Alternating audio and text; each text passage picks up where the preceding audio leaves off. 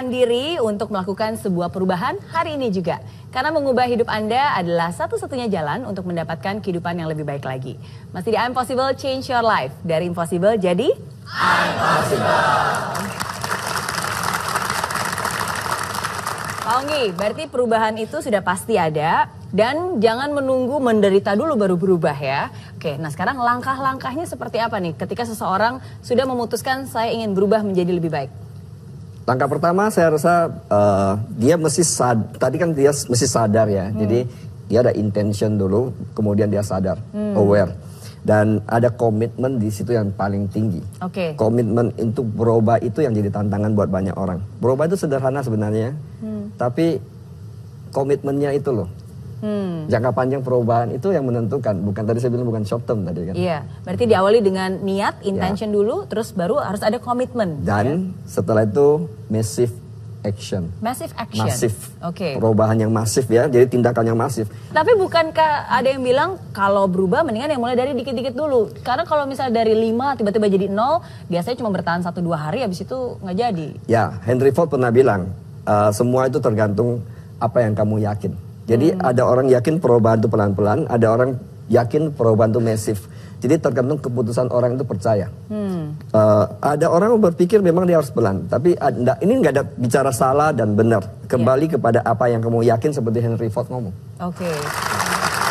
Nah, berbicara tentang perubahan Pak Onggi, biasanya banyak sekali perubahan itu ingin terjadi dalam lingkup keluarga. Biasanya suami ingin istri berubah. Istri ingin anak berubah, anak ingin orang tua berubah, gitu ya. Biasanya seringkali. Miss Mary, sebenarnya ini yang membuat dunia jadi kacau. Serius, dunia jadi kacau karena kita coba merubah orang lain. Sebenarnya kuncinya adalah dari sendiri yang berubah. Oke, tapi nggak salah dong kalau misalnya kita ingin orang yang kita cintai berubah supaya menjadi lebih baik lagi. Keinginan pasangan berubah dan sebagainya itu wajar, tapi tidak boleh memaksakan kehendakmu kepada orang lain berubah. Oke, berikut ada kisah nyata nih Pak Onggi, sudah kita hadirkan di studio. Kalau tadi saya bilang tentang situasi keluarga, suami ingin istri berubah, istri ingin anak berubah. Nah ini terjadi dalam pasangan suami istri yang berikut ini. Jadi langsung saja kita dengar ceritanya dan kita sambut Pak Sudarmono dan juga Ibu Ari.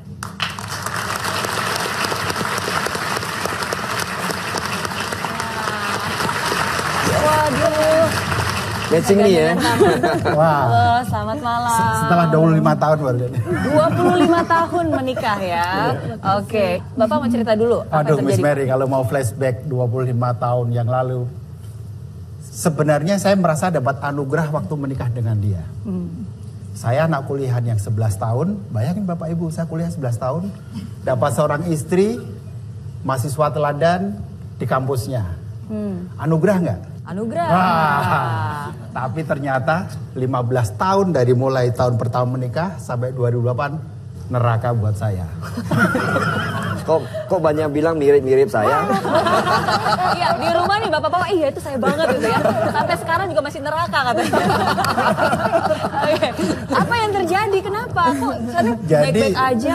sepertinya yang terlihat casingnya baik-baik saja, dalamnya aduh remuk redam. Kebetulan dia bekerja pada saat dia memulai karirnya, dia bekerja di perusahaan asing dan saya di perusahaan Indonesia. Dengan karirnya pasti kan berbeda. Nah, ternyata itulah masa-masa neraka saya. Dengan arogansinya, saya merasa pernikahan ini layak saya pertahankan atau tidak, kan gitu. Sampai saya pakai periode 5 tahun pertama, 5 tahun kedua, dan 5 tahun ketiga. Iya.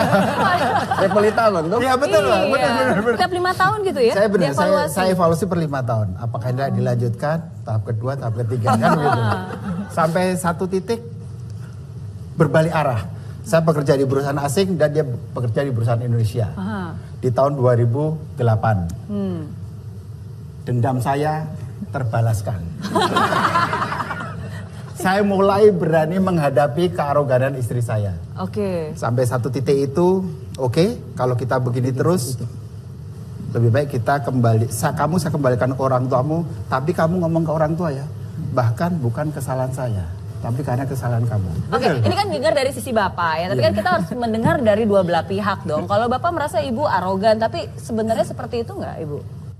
Iya, dulu. Nah, Ya ngaku aja. Susah loh pengakuan jujur itu. Ngaku ya, jadi dulu itu saya kan merasa saya ini pinter ya. Saya kemudian bekerja juga di perusahaan asing juga baik ya, punya prestasi juga. Jadi apa yang tadi diceritakan suami saya ya benar gitu ya, tanpa saya sadari. Iya. Jadi waktu nikah rasanya gaji saya lebih besar, terus kemudian saya merasa punya semuanya itu ya. Jadi ya biasa kan wanita karir yang gaya gitu kan ya. Iya. Jadi saya merasa aduh nggak perlu banget gitu ya. Saya waktu itu sempat kayak merasa hampir nggak usah ada suami juga nggak apa-apa, saya sanggup. Terus ke anak juga, saya kan karena aktif bekerja, jadi saya selalu jaga performance di kantor, sehingga ke anak tuh saya malu kalau seandainya anak saya tuh nggak naik kelas atau nggak jadi juara gitu ya. Otomatis saya ke anak saya juga nge-push. Saya nge-push sekali ke anak pertama saya bilang kamu harus jadi juara, kamu harus benar-benar kasih contoh yang baik ke adik-adikmu. Jadi kata-kata saya tuh setiap hari tuh lebih ke PR udah selesai belum? Udah ngerjain ini belum? Besok ulangan apa? Udah belajar belum? Jadi kalau ketemu tuh hanya itu. Padahal saya memang dengan kantor yang sibuk, pulang ke rumah tuh biasanya sudah malam. Oke. Jam 10, jam 11 baru sampai rumah. Nah, pada waktu kondisi seperti itu, saya juga nggak mau ketinggalan pelajaran anak saya, sehingga saya tetap kontrol pelajaran anak saya dengan cara saya ikutin baca semua pelajarannya. Saya ikut summary dan saya tanya jawab. Kalau saya harus keluar kota, karena waktu itu saya adalah marketing dan mesti banyak keluar kota, ya saya bikin catatan. Pada waktu di pesawat saya bikin soal, nanti soalnya saya fax dari luar kota. Wow. sampai segitunya. Soal buatan sendiri di fax Fax dari luar kota. Dari luar kota suruh anak kerjain. Lalu dampaknya apa nih? Yang ke anaknya dan juga ke suami akhirnya. Saya ke anak sudah pasti anak saya jadi takut, potensinya nggak keluar. Jadi ada satu masa di mana dia itu mulai kecanduan game. Dia menghindari saya dengan lari ke game. Oke. Ya, jadi dia masuk merasa kan karena anak-anak zaman now waktu itu kan sudah mulai belajar dengan komputer. Iya. Artinya dia mulai di depan komputer dan ternyata kebablasan sampai untuk menghindari saya supaya nggak ketemu saya dia pakai game. Itu benar-benar saya lost. Tapi sempat akhirnya dikasih tahu sama sekolahan bahwa anak saya itu sering tertidur di kelas. Nah, dengan suami pun demikian. Saya juga nggak terlalu urusin. Pokoknya saya benar-benar fokus dengan apa yang saya lagi mau capai di kantor. Akibatnya hubungan kami tidak baik. Dan Bapak merasa tidak puas gitu dengan Ibu dan itu dikomunikasikan Saya ke Ibu? Sampaikan. Iya, waktu itu dia bilang, jadi saya tuh melihat gini, wah dia udah mulai berubah.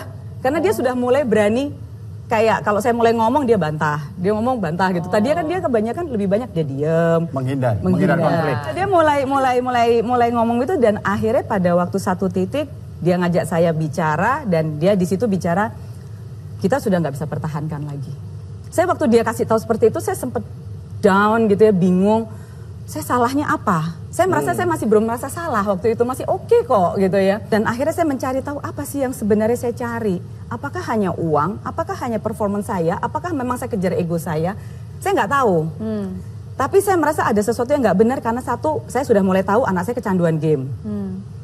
Anak kedua nggak bisa dekat sama saya dan dia lebih dekat ke pembantu. Iya. Karena dia menghindari saya, jadi dia lihat kakaknya ditekan begitu, dia menghindari, jadi dia nggak, kalau saya pulang dia langsung cari pembantu saya. Jadi saya benar-benar jauh lah dengan anak yang kedua. Dan saya hubungan. dengar bahkan juga tidak memanggil sebagai mama ya, tapi panggilannya malah Mbak ya. Iya, karena ikutan mama saya, karena mereka berdua dekat dengan mama saya, dengan orang tua saya. Jadi mama saya memanggil saya Mbak, ya kan nama kecil saya Mbak Heli gitu. Akhirnya anak-anak juga ikutan memanggil Mbak Heli. Akhirnya ada satu ketika teman saya bilang, coba kamu ketemu Pak Onggi. Ketemu Pak Onggi untuk mulai kenal. Kata Pak Onggi ada satu kegiatan namanya changing your life itu. Jadi value your life itu waktu saya mulai ketemu Pak Onggi, terus Pak Onggi ya mulai berikan satu gambaran bahwa oke, ibu itu, orang tua itu tidak bisa membuat kopi dirinya untuk anak. Oke. Ya itu poin banget buat saya. Selama ini kan karena saya sibuk dengan ya kerja ya, waktu dulu saya belum berhijab, jadi saya sibuk dengan rambut segala macam. Anak saya juga sudah ada yang urus, ada asisten yang rumah yang urus, kemudian ada juga supir yang antar. Jadi saya tuh nggak pernah nemuin anak untuk nganter dia berangkat sekolah. Nah pada waktu pulang dari ketemu Pak Onggi, saya itu langsung merasa saya harus berubah. Itu pulang ke rumah itu saya langsung mikir saya harus berubah. Dan pagi hari saya temuin anak saya, mereka sedang sarapan berdua, yang laki-laki ini. Saya duduk di depan mereka tuh saya bilang, pagi gitu. Mereka berdua bingung. Kaget lah orang Kaget. biasanya mamanya nggak nemenin. Takut juga kali ditanyain PR ulangan. Gimana? Waduh gawat ini. Siap-siap Pagi-pagi jawaban. udah inspeksi. Iya. Ya, jadi pada waktu itu anak saya yang kedua tuh langsung senggol-senggol. Kak, kenapa kak? Kak, apaan? Saya jadi tambah. Saya kan sudah ada merasa bersalah gitu ya, ada Iya. rasa salah yang dalam banget, rasa saling dalam tuh saya cuma lihat mereka tuh saya nangis, mereka tambah bingung, kak kenapa kak gitu. Terus si kakaknya yang memang pendiam kan, jadi diem gitu. Terus akhirnya saya bilang, mama minta maaf. Saya waktu itu nyebutnya bukan mama sebenarnya lebih, Bahel minta maaf. Saya bilang itu, terus saya peluk mereka. Saya peluk mereka, terus saya bilang, I love you, I trust you. Saya bilang gitu, jadi waktu mereka juga sempat bingung gitu kan, waktu saya peluk tuh mereka bingung, mana saya peluk, I love you, I trust you. Terus kemudian mereka pergi ke sekolah ya. Nah akhirnya setiap pagi saya coba temuin mereka, selalu saya usahakan untuk ketemu mereka, I love you, I trust you. Jadi setiap pagi saya mulai hugging dan saya tidak lagi pegang bukunya mereka, saya sudah nggak pernah lagi nanya ya. Sampai waktu anak saya bilang saya mau milih jurusan yang bukan eksakta, jadi saya hanya bilang oke, I trust you, lakukan 100% gitu. Jadi saya mulai mencoba untuk memberikan kebebasan kepada dia sehingga benar seperti yang tadi juga Wonggi cerita, karena sekarang ini saya lihat anak saya sudah usia 23 tahun ya. Dia yang pasti lepas dari game. Dia mulai berani. Ya. Mulai berani untuk memberikan apa ya, kontribusinya ya, karena dia mulai berani ke teman-temannya bilang jangan merokok, jangan main game. Satu bukti lagi nih untuk meyakinkan benar ada perubahan atau enggak, kita tanya ke suaminya. Karena suami yang paling merasakan dong. Ya kan tadi Gini, Miss Mary, 5 tahun pertama terus perubahannya tidak mendadak, perlu proses. Karena sampai namanya karakter ya, terbentuk sekian puluh tahun kan gitu kan. Perubahan itu perlu waktu. Pada saat dia timbul lagi masalah itu saya ingetin. Wisdomnya Pak Onggi mana? Iya. Kan gitu kan. Dia balik lagi. Suatu saat gitu loh. Perlu 1 tahun sampai dia stabil, sampai ke real yang benar kan. Iya. Gitu. Dan alhamdulillah itu dirasakan oleh anak kami dan oleh saya sendiri, dan kami tanggal 20 Juni kemarin melewati 25 tahun seperti pacaran lagi kan. Oke, berarti dari kisah mereka itu membuktikan bahwa selalu ada kesempatan untuk berubah menjadi yang lebih baik lagi. Tapi sekali lagi kita tidak bisa mengharap orang untuk berubah, selalu harus dimulai dari diri sendiri ya. Nanti kita akan bahas lebih banyak lagi dan tentunya akan ada Pak Onggi yang juga akan menjelaskan kita step by step prosesnya gimana supaya bisa konsisten perubahannya. Jadi jangan kemana-mana, tetap di sini. Dari Impossible jadi Impossible.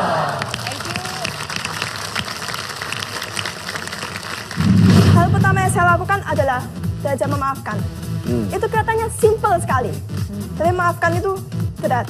perubahan itu pasti akan selalu berakhir dengan indah.